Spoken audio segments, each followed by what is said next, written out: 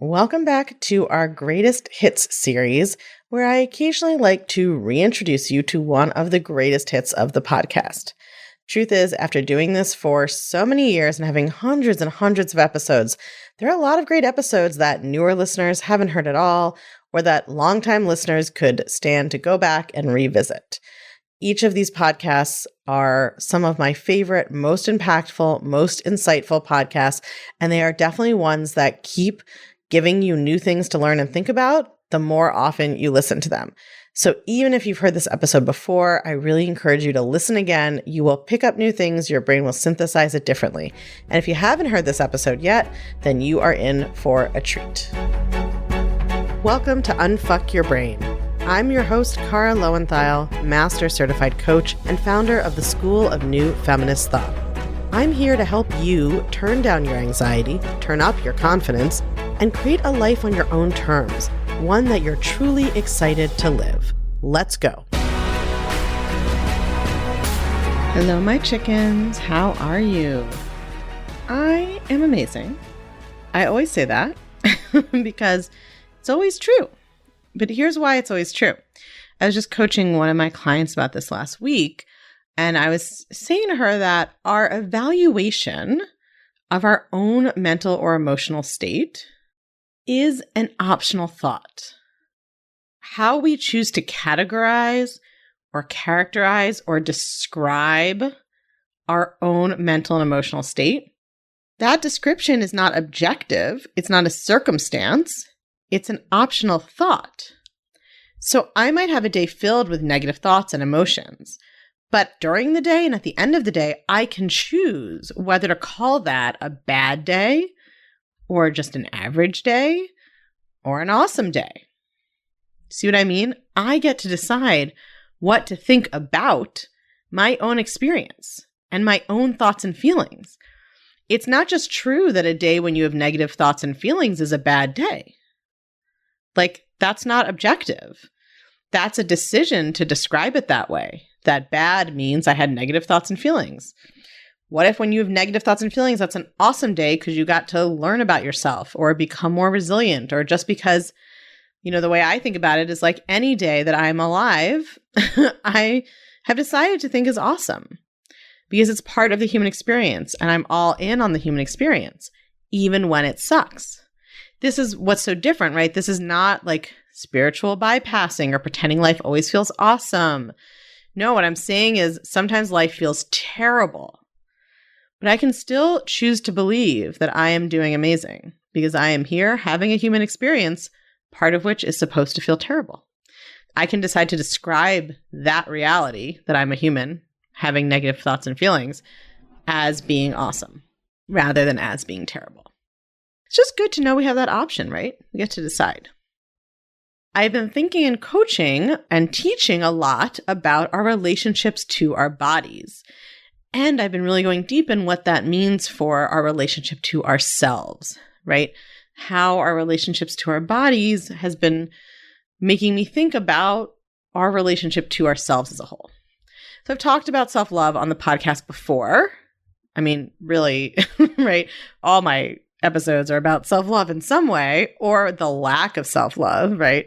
And how that manifests in our thought patterns. But as I've been developing all of the new curriculum and teaching and tools for the Body Image Breakthrough class, I keep coming back to two phrases: radical self-love and exquisite self-care. I'm going to tell you what those mean to me and what I think they can mean to you. So let's start with radical self-love. And I'm going to use the old high school debate technique and break out the dictionary to define it. So radical means relating to or affecting the fundamental nature of something, far-reaching or thorough. And it also means advocating or based on thorough or complete political or social change. So I think these are so related. Is what is radical self-love? We live in a society where women are taught to put themselves last, right? We're taught that doing that is what makes us good, what makes us worthy, what makes us valuable. Men are more often taught that they are valuable in and of themselves, but women are taught they are valuable for what they can do for others.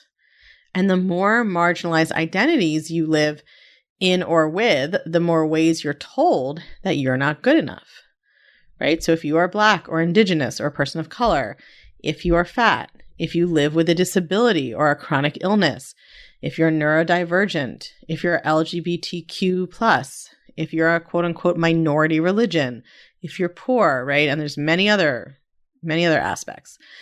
There are pervasive social ideologies that undermine and diminish and negate the value of any human with any of these characteristics. And the more of them you have, the more of those messages you get. And these messages, they don't just exist in a vacuum, right? They're integral to our social order. Who gets elected to political office? Who gets hired and promoted, right? Who gets glorified in the media? Usually people with none or at most one of these identities. If the person has two, they stand out, right? Think about, let's say, fat white women actresses or singers. There are not that many, a handful. If they have three of these identities, they are usually the only one you can name, right? Think about Lizzo. So when I think about radical and talk about radical self-love, I mean choosing to love yourself in the face of all of the socialization and conditioning that you have absorbed from a society that is literally built on maintaining those hierarchies and those belief systems. That's why it's a political act. More women who believe in themselves and love themselves unconditionally. That's more women who will run for office, who will go for the promotion, who will make waves in their chosen arenas. And you may be listening to this and you're not a woman, you don't identify as a woman. Same deal, right? Self-love isn't the only thing we need. We do need structural change as well. But here's the thing. Who do you think is going to make the structural change? Someone has to go out and do that work, right? Is it going to be people who hate themselves for the ways they're different from the privileged norm? Those are not the people who are able to make change. It's going to be people whose radical self-love will not allow them to settle for accepting a world that doesn't recognize their value. Because that is the thing about radical self-love. It's thorough, right? That's what we learned radical meant. It reaches every area of your life and it changes everything. Because one of the most insidious aspects of oppression is that it gets inside your brain and it makes you believe that, number one, you deserve to be treated worse than other people. And or number two, there's no other option. Nowhere you can go, no job you can have, no one you can be with where you won't be treated that way. And these premises work together. So I'm going to shift gears a little bit because I want to give you the example of how this works in personal relationships. I think it's easy to see it there. You will always accept love from other people that matches the love you have for yourself. So let me say that again. You will always accept love from other people that matches the love you have for yourself. If your love for yourself is conditional, it will seem totally normal and acceptable to you to be with a partner whose love for you is conditional. If you criticize and mentally abuse yourself, it will seem totally normal and acceptable to you to have a friend who does that too. Now, I want to be really clear. This is not about deserving or victim blaming, right? You don't control other people's models ever. Their actions are caused by their own thoughts and feelings. But this is how the brain works. We seek what is comfortable and familiar. It makes sense to us, right? Upholds our worldview. If you hate your body, then if your partner says they hate your body, this will not seem odd to you.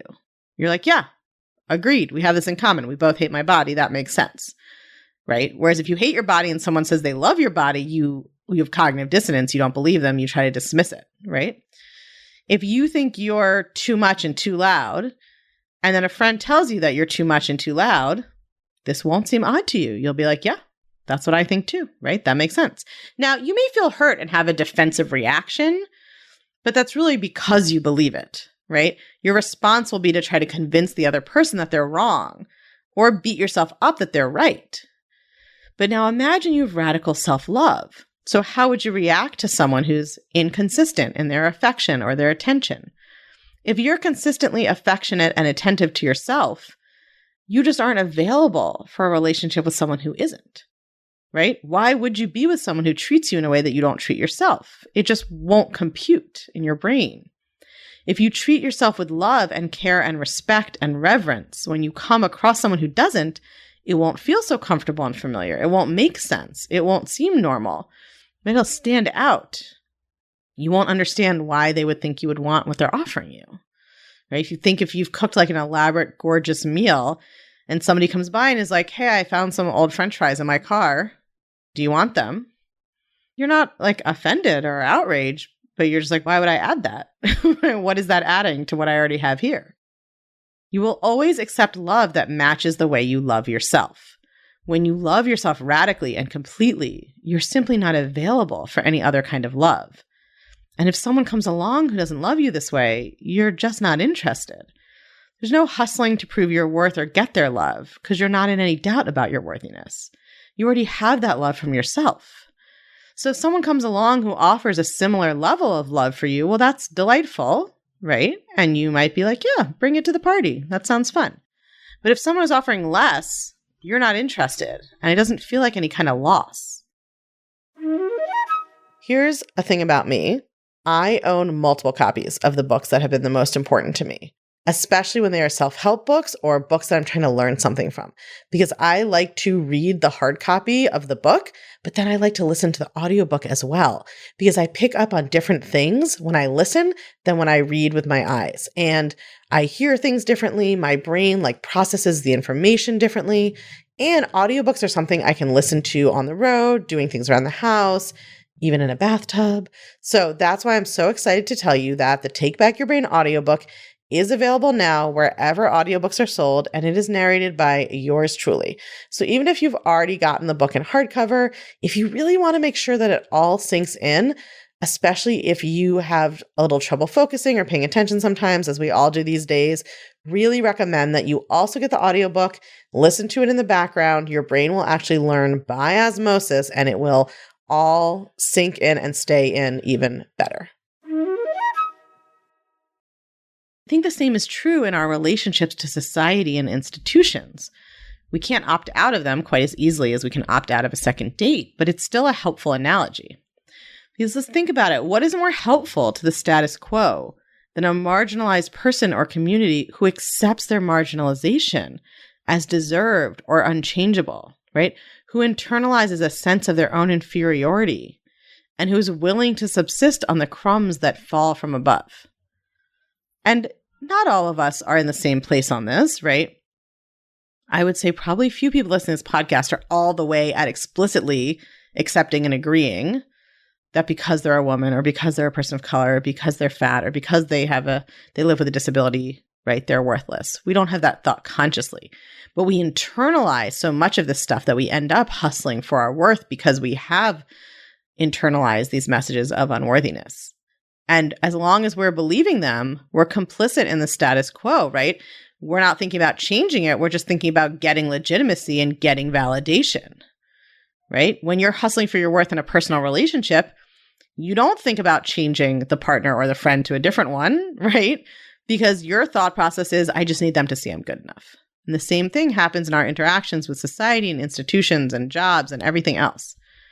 And on the other hand, what is more dangerous to the status quo than a marginalized person or community who loves themselves radically and completely, who will not countenance a society that does not reflect that love, right? Who's freed themselves from internalized self-hatred and rejection, and who believes completely in their right to exist and be equal and be loved.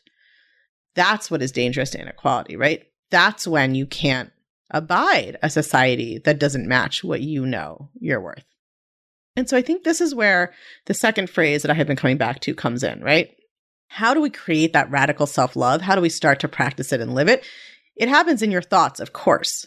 But the way that I like to access it is to think about what would it be like to take exquisite care of myself, right? This is where exquisite self-care comes in. And I actually think that this phrase I may have borrowed from Susan Hyatt, who's a coach who talks about being a woman who takes exquisite care of herself. And, I think we mean it in some overlapping, but maybe somewhat different ways.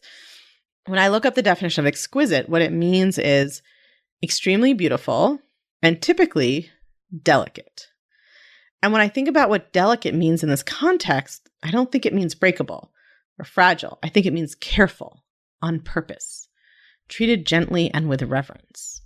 And that does not mean bubble baths and spa days. I mean, those are fine, but that's not what we're talking about, right? I mean taking care of yourself exquisitely, the way you take care of someone you completely and fully love. So think about how you touch yourself. When you get dressed or when you put on face cream, do you rush yourself? Are you rough with yourself? Are you inattentive to yourself? Or do you touch yourself the way a lover would, right? Gently, with tenderness. Think about how you feed yourself. Do you eat the leftovers off your kids' plates standing up over the sink? Is that how you'd host dinner for a new loved one, a new partner, a new best friend? Think about how you talk to yourself. Do you say things to yourself you'd never say to someone you love? This is not about perfection. Even with people we truly love, we sometimes are short, we snap, we have perfunctory sex, right? We're not always fully engaged. But your relationship with yourself needs to be at least as thoughtful and nurturing and loving as your relationships with other people in your life.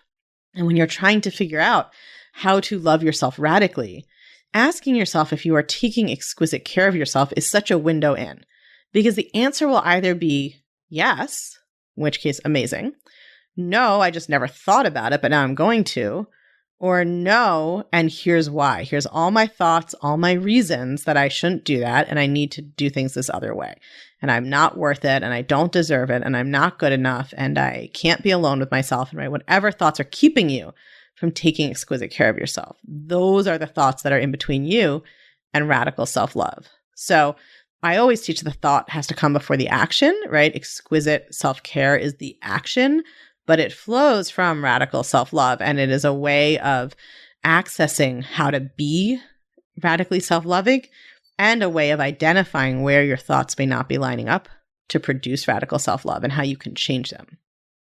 If you create radical self-love in your thoughts and your feelings, and if you take exquisite care of yourself in your actions, you are less likely to accept less than exquisite treatment anywhere else. So I want to be really clear when I say this, because sometimes when we talk about the role of self-care or self-talk, self-touch, all of that, it can be misinterpreted to sound like we're saying something like, if you do a face mask, patriarchy will fall, right? That it's sort of like privileged and self-indulgent, and that it distracts from community solidarity work and focuses on the individual and their own internal experience. And that is, for those of you who are more political nerds, that is just sort of a sign of, neoliberalism, capitalism's focus on individualism.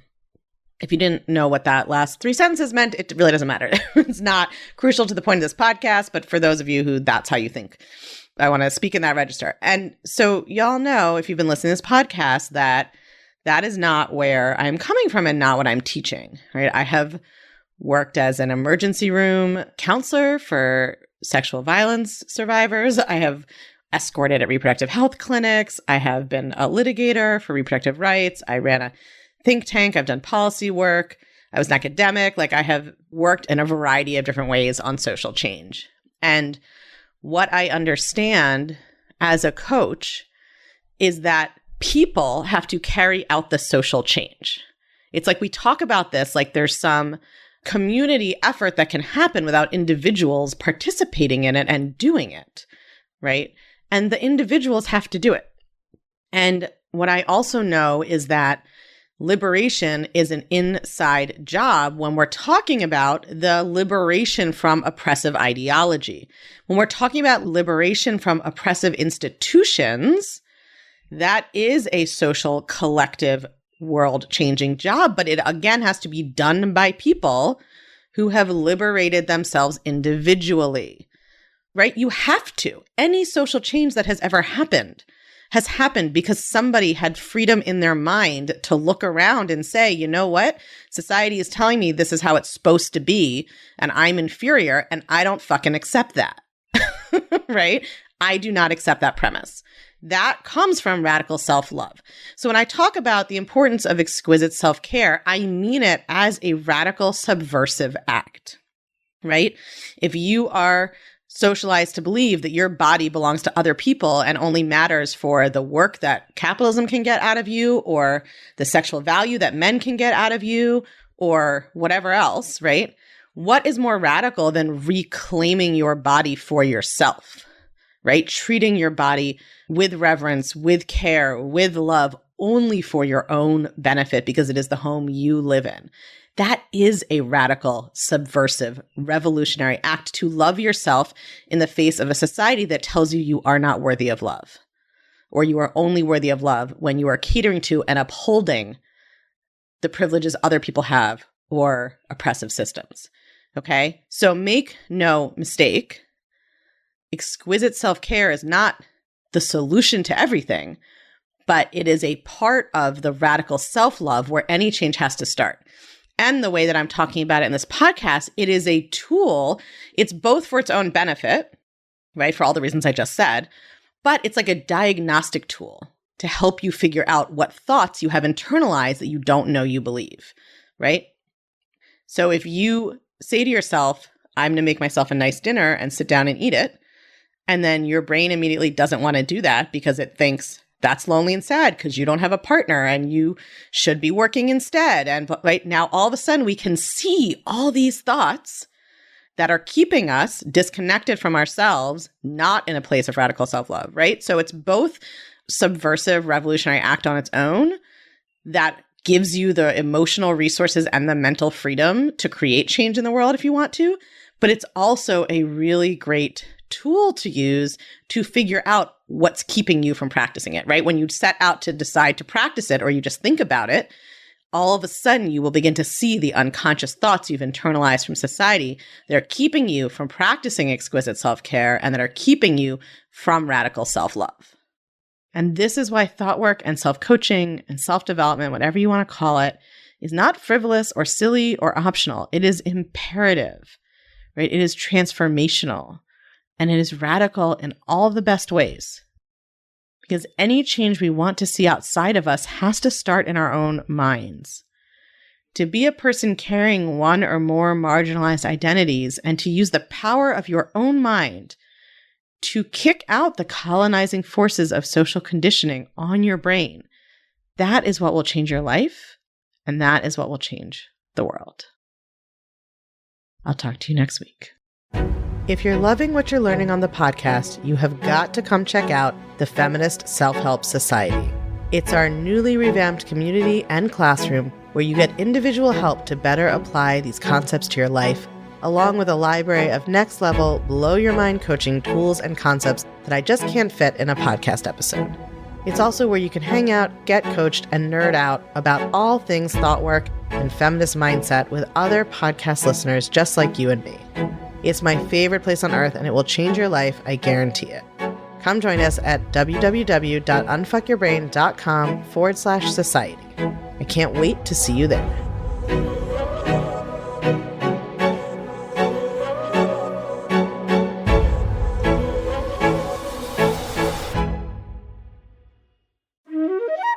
Pop quiz. Did you know that the Take Back Your Brain audiobook, narrated by yours truly, myself, is out now?